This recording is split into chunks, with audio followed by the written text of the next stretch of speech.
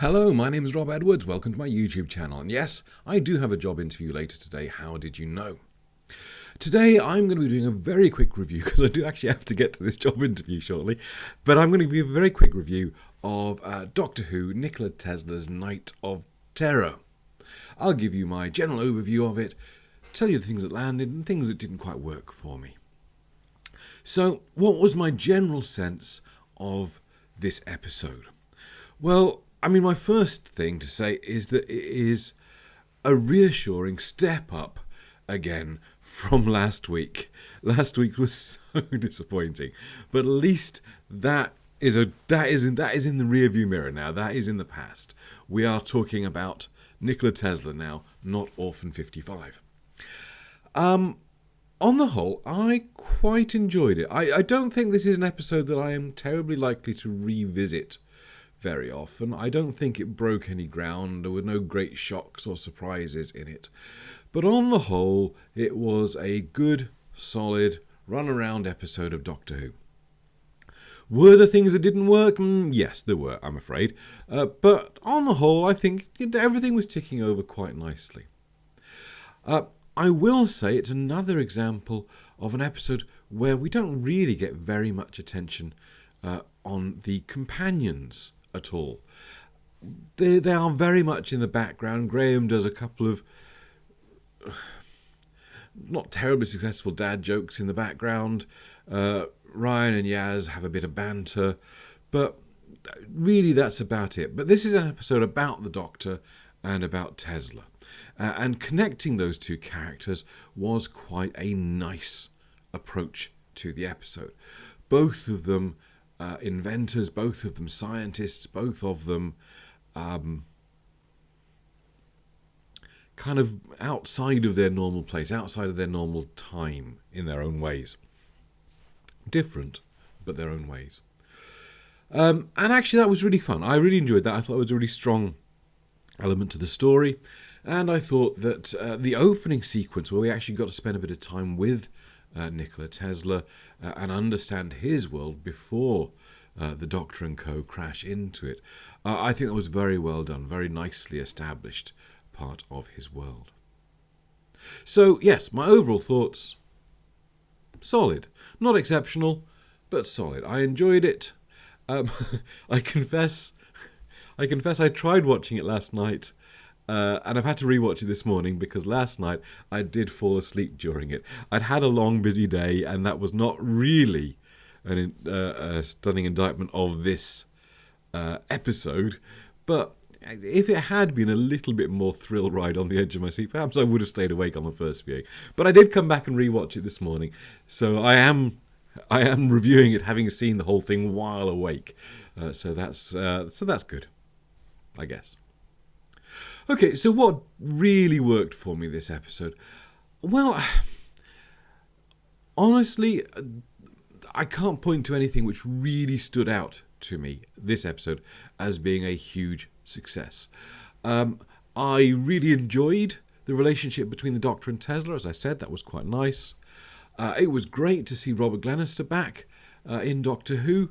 I have to say, when I think of Robert Glenister, I think of three roles, really. Ash from Hustle is my favourite.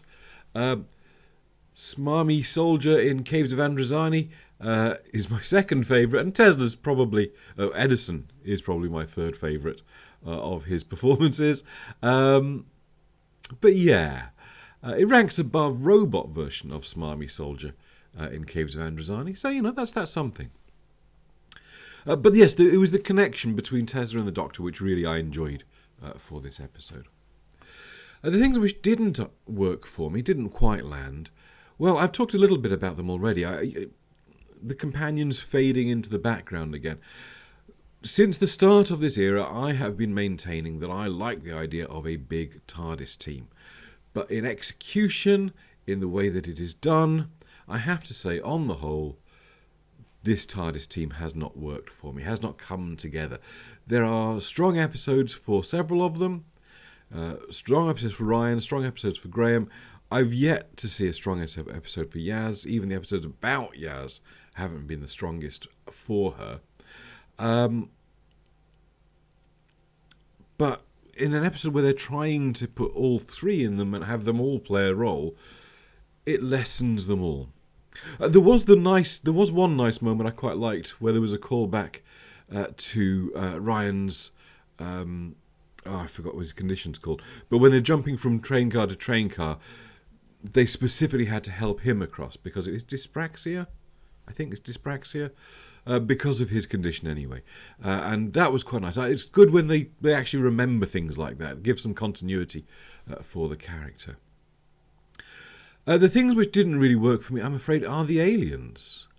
I thought the alien queen in particular, she looks too much like the Rachnos, but not enough like the Rachnos, because compared to the imposing figure the Rachnos queen gave, this is just a person wandering around in lots and lots of prosthetics.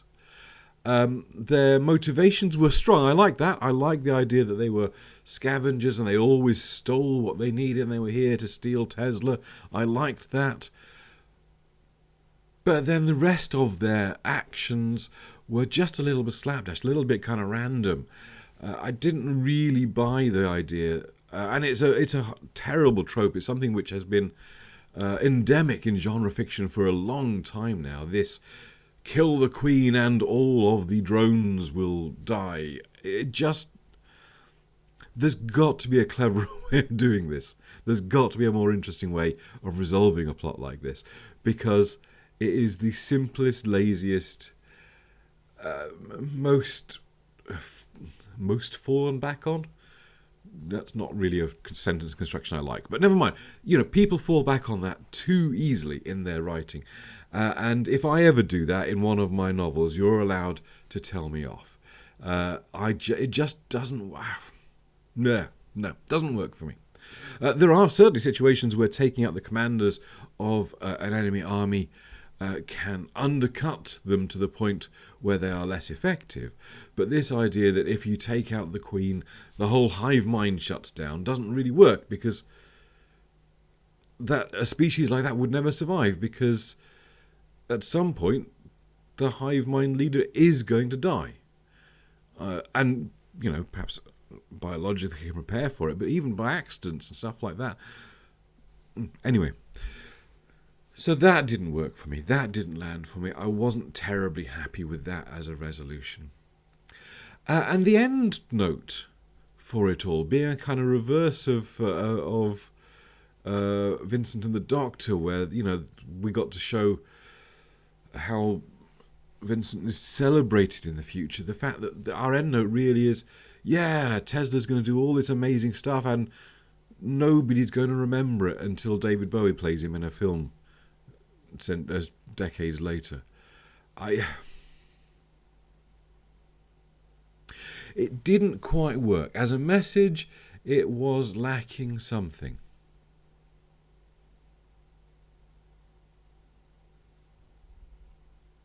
Yeah. So there we go. That's a very, very quick look at this episode. I do apologise for being quite so hasty, but I've managed to triple book myself for today, and I've got lots of things to do. Do you like the suit? It is for the job interview, but I'm just thinking I'm doing quite a Jeremy Johns tribute act here. I should be punching the screen later. No, I won't. To celebrate the end of my video. Thank you very much for watching. If you want to watch more from me and reviews of Doctor Who, check out the box over here. And if you want to see more about me as a writer, check the box over there. And there's a subscribe button somewhere on the screen. Thanks for watching, and I'll catch you next week. I promise to have more time next time. Cheers.